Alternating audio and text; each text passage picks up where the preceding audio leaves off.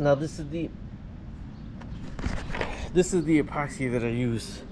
5-minute set, and it mixes for you. So always get the one that mixes for you. So this way you gotta mix it with a piece of wood. Although I do use a painter stick to spread it further.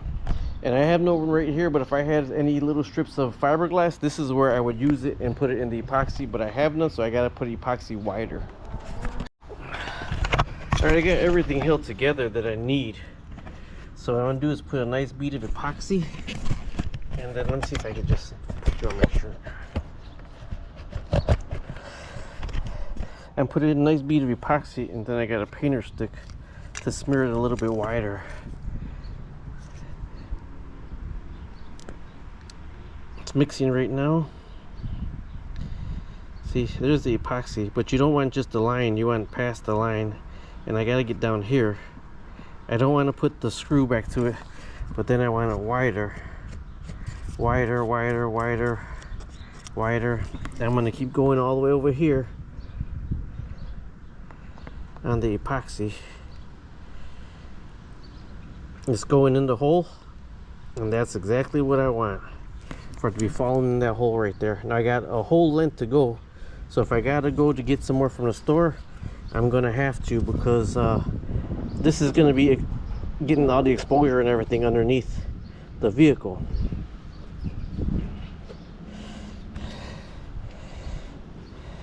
It's good that it's absorbing in there. Try to get it wider all the way across.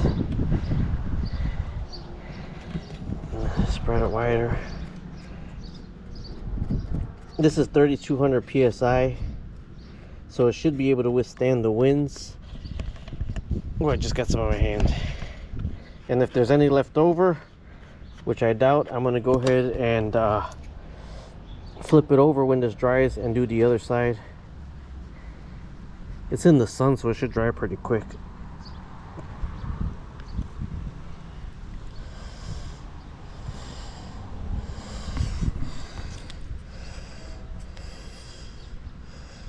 See, if you have fiberglass, you could put some fiberglass in this epoxy. I've done it before. I just have no fiberglass here right now.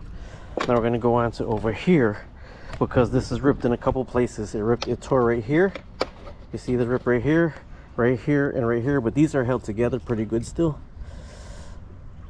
So for right now, I'm going to do a line of epoxy on all of them to make sure I get enough epoxy all the way across. And since I gotta go to O'Reilly's anyways, I'm gonna leave this in the sun and then probably pick up another tube of Loctite self-mixing epoxy so I can actually get this in better. And over here.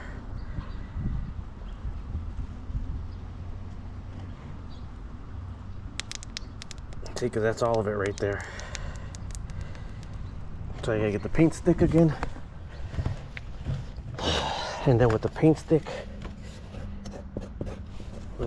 you smear it all over, all over, all over, all over. This will dry solid. 32 psi. And then, like I said, I gotta go to the parts store anyways to get the more brand new screws. So I'm gonna let this dry and then pick up another Loctite and then flip it over. All right, so I'm back from O'Reilly's. It's just so frustrating trying to talk with these younger guys about what you need. So the epoxy cured pretty good. It's solid pieces. But what they didn't have any self-mixing, so I bought the Gorilla clear tape, and I'm gonna use this is to put the patches on a tire. I'm gonna put them across here and put it down with this right here. All right, so here's my Gorilla tape, and I'm gonna put it down here. I'm just gonna put it all the way over.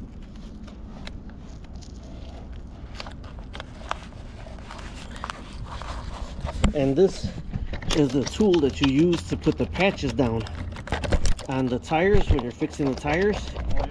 Oh yeah? Yeah, so this right here sticks down the tape really, really, really good. So all around until I'm pretty much secured with everything.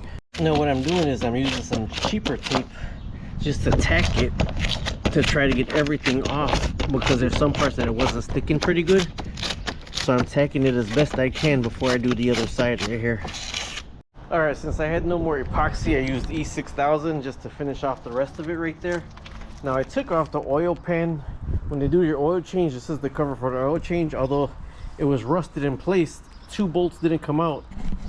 So they were just pulling it down when they did it. I don't know if they had to take this cover off when they did my stabilizer link at the dealership. But I had all those bolts that were just broken off in there. So it's time for me to put this all back together now. Alright, these back ones were machined screws. That's the one that was stuck in there that I couldn't get out, or that one right there.